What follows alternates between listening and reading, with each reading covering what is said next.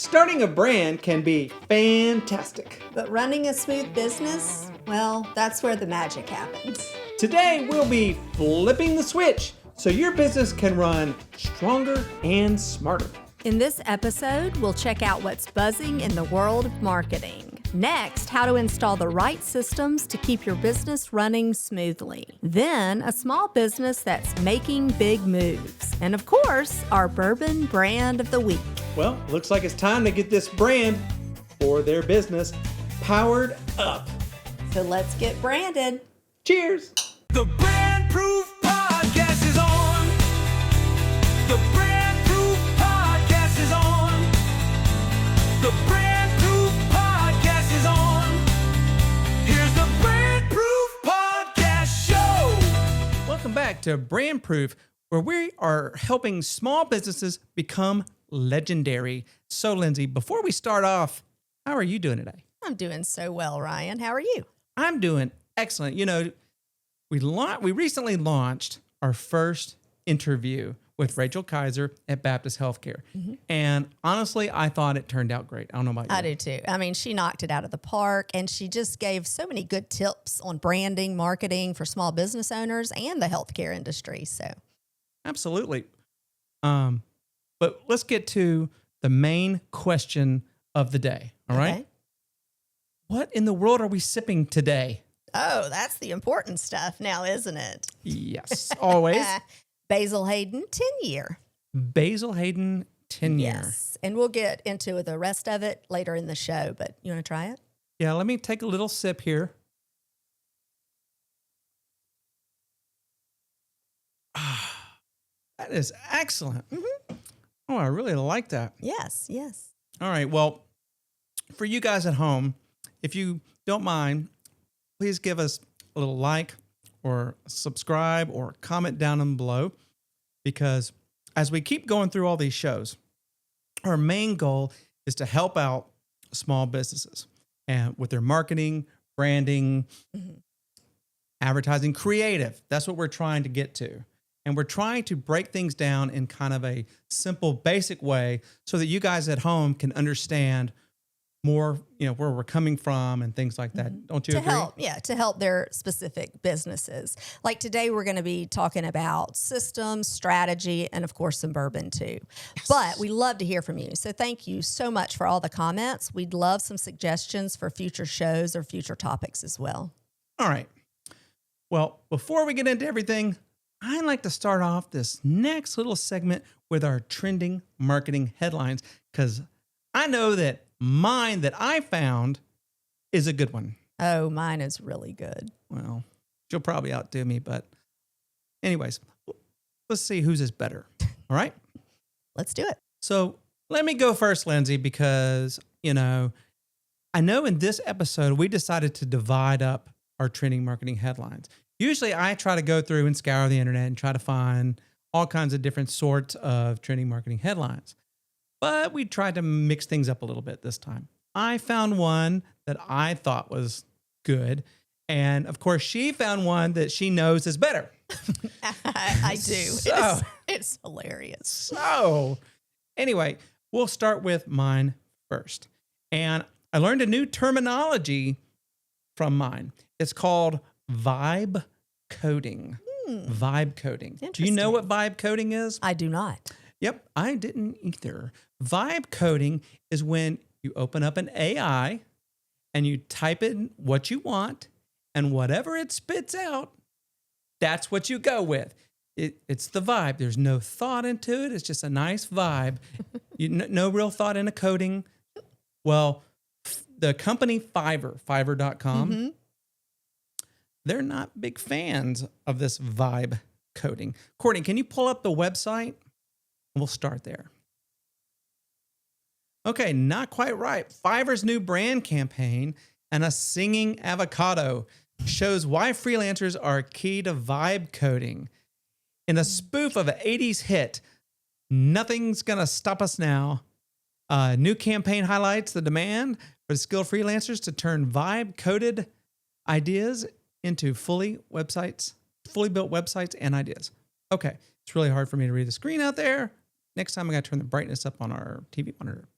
All right, let's show the video of this, of why vibe coding should not be a new thing, according to Fiverr. All right, Courtney, if you pull that up. Build an app that tells if an avocado is ripe. I see it in your eyes, a new app on the rise in a no-code world that's too good to be true. You typed a prompt and now I live inside a mock-up, nearly finished, so close, just not tested through. Let them say we're crazy. I don't care about bugs. Bet you in a minute now. I'm so high off this bus. We'll hit deploy and leave a mark. I don't need a back end if I got the spark. And we can build this app together. Vibe coding forever. Nothing's gonna stop us now. And if this code base starts to stutter, we'll still have each other. Nothing's gonna stop us. Nothing's gonna.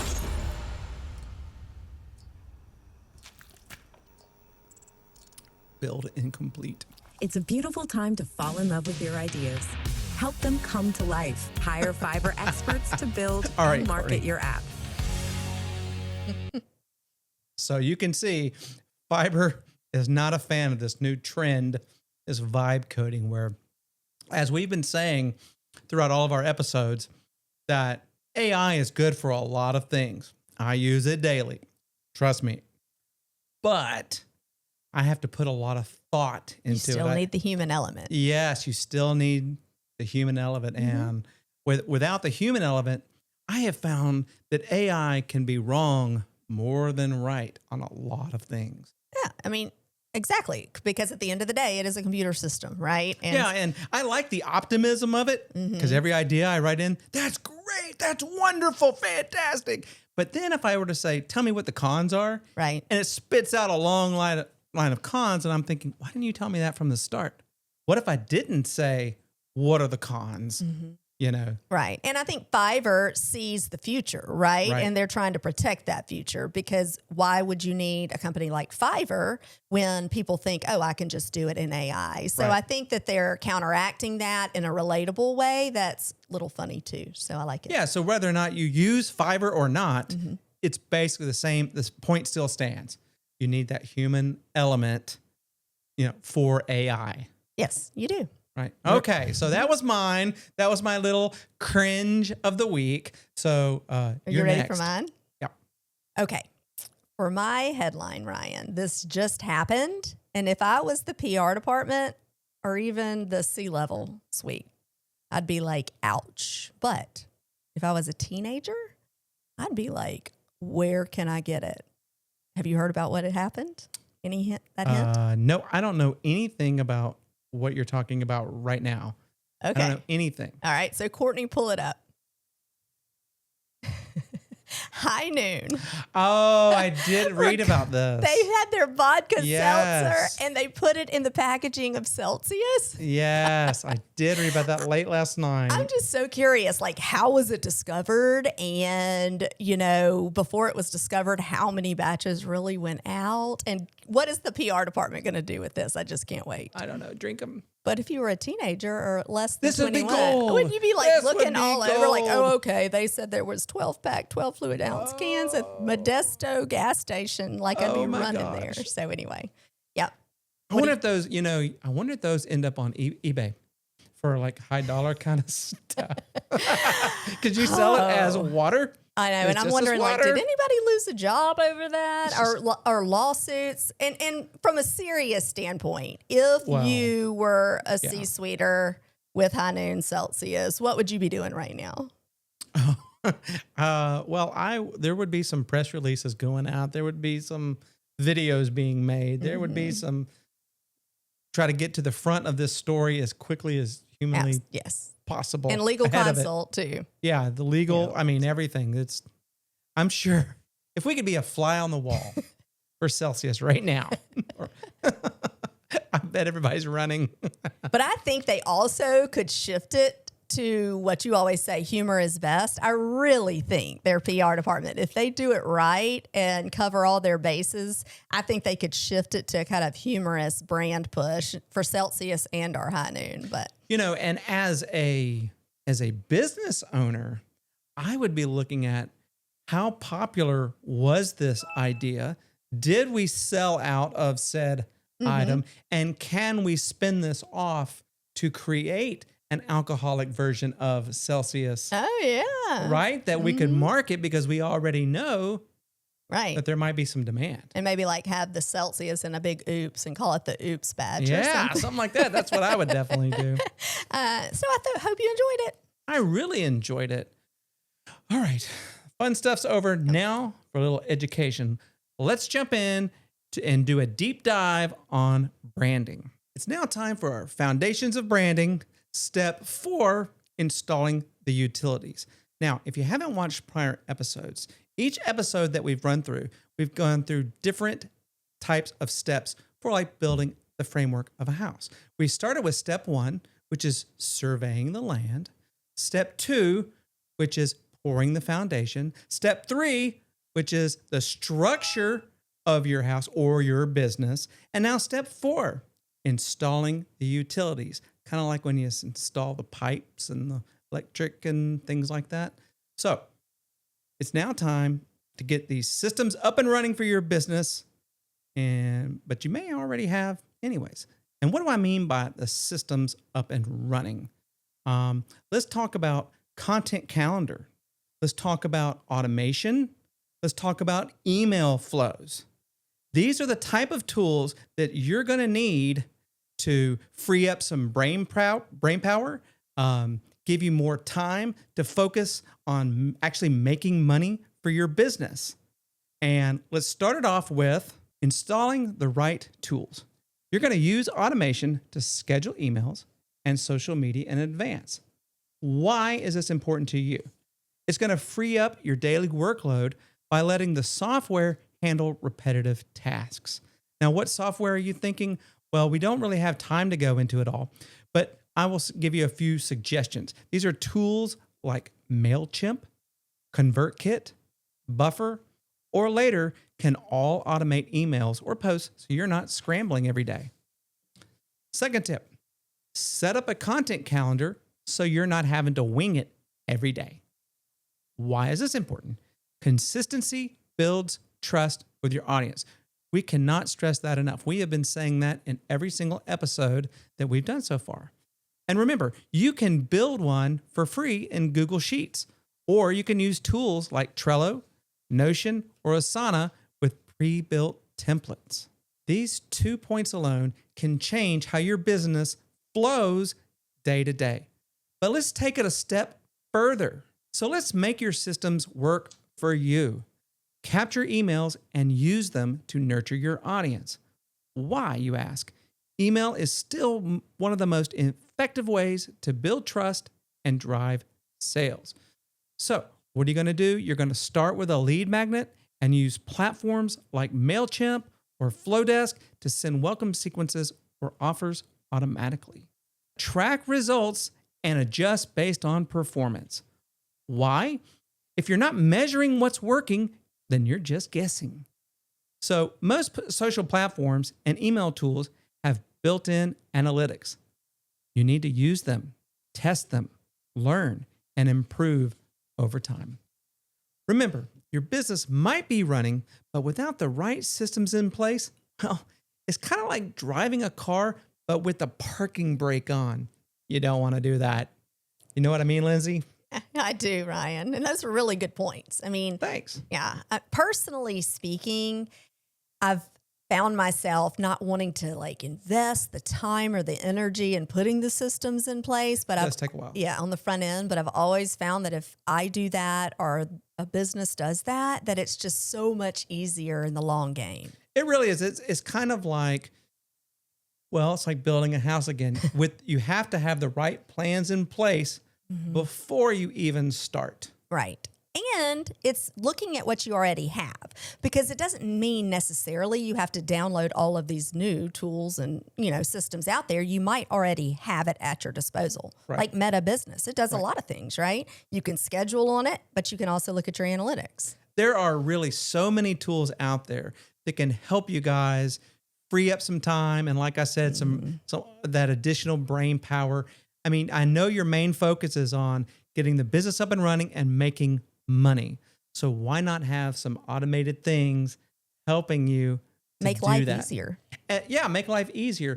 And to make your life easier, what I'm going to go ahead and do is all the tools that I just mentioned in my little segment, I'm going to drop them down below in the description. I'll put the names, I'll divide them up, and I'll put the URLs to make it easier for you guys if you want to go in and check out their websites and see if that's the right fit for your business. That's a great idea. Yeah. And I have a great business that we're about to spotlight that does all of what you said. Perfect. Let's go to that. All right. All right, cool. Our small business spotlight this week is Glossier. Wait. What? Glossier? Are you sure it's not pronounced Glossier? I mean, we are in the South. And the way that I have seen that word on the script, it says Glossier with the ER. Spoken like the person who says Target. That is true, but that comes from my wife, not from me. Oh, blame it on Courtney. I don't really know if it's Glossier or Glossier. That's what, Google says, but I just like Glossier better. So we're going with Glossier today. We interrupt this program to bring you a special report.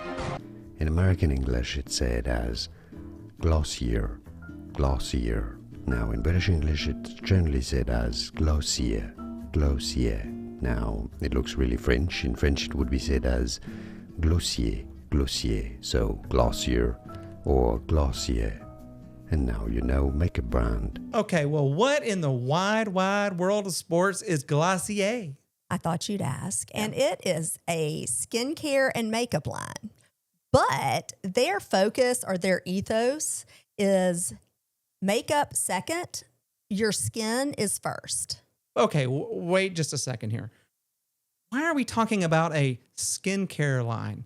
I mean, for the small business owners out there, what in the world does this have to do with branding and marketing? Well, first of all, their branding creative is absolutely impeccable. They bring their mission, they bring their identity into everything they do, every platform, but they do it in a way where they have systems in place that it just looks like it's just beautifully executed. To give you an example just of the overall visual of what they do, Courtney, if you'll bring up their email campaigns. Okay, so look, the model there, they don't touch up much. It's natural beauty. And they're bringing it home because remember the ethos that I said, makeup second, skin first. So they're bringing in beautiful you, and they really bring in a lot of diversity in all their marketing and simplicity into their marketing too. And then to give you another example on social media, yeah, there we go. This is their Instagram. Do you see how they do products, then they bring it back to the customer, they share stories. It's just a very beautiful creative that really brings in what they're trying to do Very across colorful. their marketing. Very colorful. Yes, but Very- it's simple too. Yeah. simple. Yeah, and I that's like not it. always easy to achieve. Right. Like a glacier. Right. You have the pretty glacier on top, but it's much bigger down below, right? Right. I call that Glacier. Okay, Ryan. All right. So let's break down what Glossier is doing right. Email marketing. Glossier sends personalized, engaging emails that include customer photos, stories, and product previews, all and keeping it real at the same time. Think building community through your inbox and being relatable. Content calendar. Their posts are planned around product drops, seasonal moments, and customer interests. Even a basic monthly calendar can help you stay consistent without scrambling every day. Glossier's team isn't just creative. They have figured out how to stay consistent and efficient, which I think every small business owner can relate to. Let's start with automation. They use automation for customer service and targeted emails. You can automate order confirmations, follow-ups, or birthday discounts with tools like MailChimp or Klaviyo. Tools. Glossier runs on Shopify and uses social tools to schedule posts, track performance, and engage consistently. These tools let your business operate even when you're not online. By using these systems well, Glossier doesn't just look good, they operate smart. And that's a powerful combination for any business. Okay. Look, maybe there is something there that I can learn from good skincare or a good skincare business that, because to me, it looks like they have pretty good taste here. I mean, that's just me. And speaking of good taste, Finally, I have waited this entire episode for our bourbon brand of the week. I've been sipping on it patiently, wanting to know more information about it. But Lindsay, what have we actually been drinking? like I said before, Ryan, Basil Hayden, and it's been aged 10 years.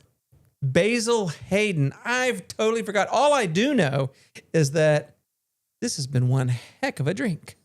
Yes. I mean, have we had one that we didn't like so far? Well, I can tell you that this particular one is not overly powerful. It's not like there's no kickback. There's no, you know how we did Penelope, smooth going down, but then it kind of has that Bite. Comes back. This does not. This has been a pretty smooth bourbon. And that's interesting you should say that, because do you remember Blood Oath?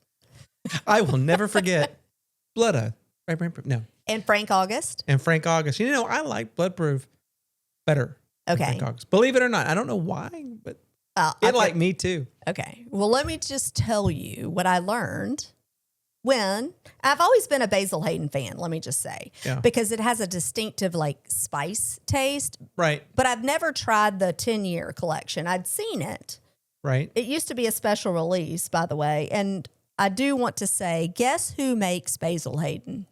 Oh, man. I have no idea. Who makes Jim Basil Beam. Hayden? Jim Beam. Yes. Yes. And, you know, Jim Beam's been around for a while. Basil Forever. Hayden's been around since the 1990s, I think. This was a special release, but then it became so popular that now it's just part of their regular lineage. But Wow. why do you think it's more mellow than the Blood Oath and the Frank August? It's because it has the lowest proof to be a bourbon. Do you know what that magic number is? No. Please tell not only me, the audience. 80. 80. Yes. Blood Oath was like 98 or 99. Oh, my gosh. And I think Frank August was 100. Oh, my gosh. Well, I know that I felt Blood Oath way more than I'm feeling this right here. Yes, exactly. Holy cow. And you and I aren't experts in the whole proof thing, but that is weighted on how much alcohol is actually in it. So we're not going to get as tipsy and as crazy and as fun as we did on the Blood Oath and the Frank August. Unless we drink more bourbon. Yes. But there is a trend. There's a trend to the high proof. So, you know, if you're talking to the whiskey, bourbon connoisseurs out there, you're going to have a mixed emotion. Half of them love it, half of them hate it. And it's all because of the proof. But for me, my personal opinion, I give it on a scale of 1 to 10. I give it an 8 because I can drink it straight up. It's mellow, it's smooth enough. I still have my favorite, you know, vanilla undertones in there, but I'm not like choking and there's not like a big bite. What's your feelings on it? I would also give this an 8. And I think this is the type of drink that I could go to a party and I could, you know, refill it a few times and I would be feeling just fine. And you'd look cool. I would not feel like I did with Blood Oath by BrandProof. Maybe I do feel like it. And for those viewers who really didn't get to see that episode, I do say go back and look because Blood Oath is so cool in the fact that it's extra aged in tequila barrels. And so it really had a little va-va-voom, wouldn't you say? It did. And it came in this really cool branded box that looked like it was from like, I don't know, Pirates of the Caribbean or something like that. It looked like something something special. Exactly. So, Basil, Hayden, we love bourbon here. How is it relatable to the small business owner and actually what we're trying to do on BrandProof? And I would say that if you remember our Blanton's discussion, Basil, Hayden has this cool little in the front. Do you see how they bring the logo right there? Yeah. A lot of people do collect that part of their Basil Hayden bottles. So I think it's beautifully branded. They tell their story. It tastes good. And you know what? They're not trying to stay with the trends. Well, They're let me doing what ask you works. guys at home. This is an important question because we've done several episodes now with different types of bourbon, right? What are you guys drinking at home? What are some of the bourbons that we need to Try. taste test here on the show? I would really love to know. I know. And the new releases, right? Yeah, what are some of the most popular things? I mean, of course, we already know what some of the most name brand things are, but like Blood Oath, I had never ever heard. In fact, so much so if you go back and watch that episode, that I'm sitting there chugging it down, and Lindsay looks over at me during one of the breaks and was like, Ryan, this type of alcohol, you might want to sip and not chug. And I basically spit it out. You're the reason why Big Gulp was made. I know. At the gas 7-Eleven. Imagine if it was full of bourbon, like a bourbon icy. I think the gods have just spoken. The bourbon icy. Oh my God, that's really smart. See? Yes. That was good. Yes, the bourbon icy. So anyway, to conclude, Basil Hayden 10-year, it passes our test, and maybe it's because we need to be a little more mellow on this podcast. Not really sure, but I like it. Maybe so. But be sure to leave us a comment about that bourbon. I'm actually serious. I would love to know what you guys are drinking at home. So if you're still running your business without real systems, you're not alone. But look, now that you've got a plan, now that you've got the tools, use them and stop micromanaging your business. And remember, your time's valuable, so let the systems do the running. And if you at least got one helpful idea from this episode, we would certainly love a like, subscription, or maybe a comment about the show or your favorite bourbon. Don't forget that. And we love the comments. We love the ideas. So please keep them coming because that helps us navigate our future episodes and help small businesses get their marketing tool belt. I agree. But until then, stay bold Stay you. and get branded. Cheers. We'll see you next time.